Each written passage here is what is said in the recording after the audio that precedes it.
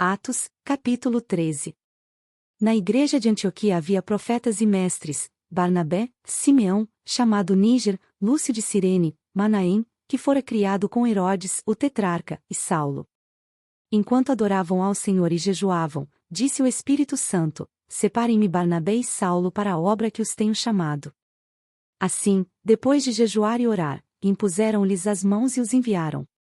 Enviados pelo Espírito Santo, desceram a Seleucia e dali navegaram para Chipre. Chegando em Salamina, proclamaram a palavra de Deus nas sinagogas judaicas. João estava com eles como auxiliar.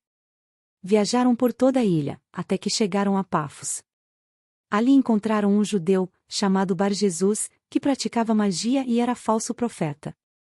Ele era assessor do procônsul Sérgio Paulo. O procônsul, sendo homem culto, mandou chamar Barnabé e Saulo, porque queria ouvir a palavra de Deus. Mas Elimas, o mágico, esse é o significado do seu nome, opôs-se a eles e tentava desviar da fé o procônsul. Então Saulo, também chamado Paulo, cheio do Espírito Santo, olhou firmemente para Elimas e disse: Filho do diabo e inimigo de tudo o que é justo. Você está cheio de toda espécie de engano e maldade. Quando é que vai parar de perverter os retos caminhos do Senhor? Saiba agora que a mão do Senhor está contra você, e você ficará cego e incapaz de ver a luz do sol durante algum tempo. Imediatamente vieram sobre ele névoa e escuridão, e ele, tateando, procurava quem o guiasse pela mão. O procônsul, vendo o que havia acontecido, creu, profundamente impressionado com o ensino do Senhor. De Pafos, Paulo e seus companheiros navegaram para Perge, na Panfilha. João os deixou ali e voltou para Jerusalém. De Perge prosseguiram até Antioquia da Pisídia. No sábado, entraram na sinagoga e se assentaram. Depois da leitura da lei e dos profetas, os chefes da sinagoga lhes mandaram dizer: Irmãos, se vocês têm uma mensagem de encorajamento para o povo, falem. Pondo-se de pé, Paulo fez sinal com a mão e disse: Israelitas e gentios que temem a Deus, ouçam-me. O Deus do povo de Israel escolheu nossos antepassados, e exaltou o povo durante a sua permanência no Egito, com grande poder os fez sair daquele país e os aturou no deserto durante cerca de 40 anos.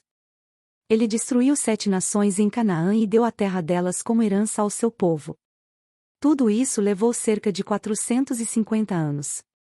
Depois disso, ele lhes deu juízes até o tempo do profeta Samuel. Então o povo pediu um rei, e Deus lhes deu Saul, filho de Quis, da tribo de Benjamim, que reinou 40 anos. Depois de rejeitar Saul, levantou-lhes Davi como rei, sobre quem testemunhou: Encontrei Davi, filho de Jessé, homem segundo o meu coração, ele fará tudo o que for da minha vontade. Da descendência desse homem Deus trouxe a Israel o Salvador Jesus, como prometera. Antes da vinda de Jesus, João pregou um batismo de arrependimento para todo o povo de Israel. Quando estava completando sua carreira, João disse: Quem vocês pensam que eu sou? Não sou quem vocês pensam. Mas eis que vem depois de mim aquele cujas sandálias não sou digno nem de desamarrar. Irmãos, filhos de Abraão, e gentios que temem a Deus, a nós foi enviada esta mensagem de salvação. O povo de Jerusalém e seus governantes não reconheceram Jesus, mas, ao condená-lo, cumpriram as palavras dos profetas, que são lidas todos os sábados. Mesmo não achando motivo legal para uma sentença de morte, pediram a Pilatos que o mandasse executar. Tendo cumprido tudo o que estava escrito a respeito dele, tiraram-no do madeiro e o colocaram num sepulcro. Mas Deus o ressuscitou dos mortos, e, por muitos dias, foi visto por aqueles que tinham ido com ele da Galileia para Jerusalém. Eles agora são testemunhas dele para o povo.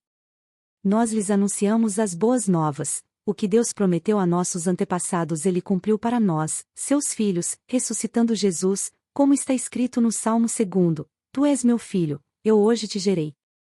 O fato de que Deus o ressuscitou dos mortos, para que nunca entrasse em decomposição, é declarado nestas palavras: Eu lhes dou as santas e fiéis bênçãos prometidas a Davi. Assim ele diz noutra passagem: Não permitirás que o teu santo sofra decomposição. Tendo, pois, Davi servido ao propósito de Deus em sua geração, adormeceu, foi sepultado com os seus antepassados e seu corpo se decompôs. Mas aquele a quem Deus ressuscitou não sofreu decomposição. Portanto, meus irmãos, quero que saibam que mediante Jesus lhes é proclamado o perdão dos pecados. Por meio dele, todo aquele que crê é justificado de todas as coisas das quais não podiam ser justificados pela lei de Moisés. Cuidem para que não lhes aconteça o que disseram os profetas. Olhem, escarnecedores, admirem-se e pereçam, pois nos dias de vocês farei algo que vocês jamais creriam se alguém lhes contasse. Quando Paulo e Barnabé estavam saindo da sinagoga, o povo os convidou a falar mais a respeito dessas coisas no sábado seguinte. Despedida a congregação, muitos dos judeus e estrangeiros piedosos convertidos ao judaísmo seguiram Paulo e Barnabé. Estes conversavam com eles, recomendando-lhes que continuassem na graça de Deus. No sábado seguinte, quase toda a cidade se reuniu para ouvir a palavra do Senhor. Quando os judeus viram a multidão, ficaram cheios de inveja e, blasfemando, contradiziam o que Paulo estava dizendo. Então Paulo e Barnabé lhes responderam corajosamente: era necessário anunciar primeiro a vocês a palavra de Deus, uma vez que a rejeitam e não se julgam dignos da vida eterna, agora nos voltamos para os gentios. Pois assim o Senhor nos ordenou: eu fiz de você luz para os gentios, para que você leve a salvação até aos confins da terra. Ouvindo isso, os gentios alegraram-se e bendisseram a palavra do Senhor, e creram todos os que haviam sido designados para a vida eterna. A palavra do Senhor se espalhava por toda a região. Mas os judeus incitaram as mulheres piedosas de elevada posição e os principais da cidade. E, provocando perseguição contra Paulo e Barnabé, os expulsaram do seu território. Estes sacudiram o pó dos seus pés em protesto contra eles e foram para Iconio. Os discípulos continuavam cheios de alegria e do Espírito Santo.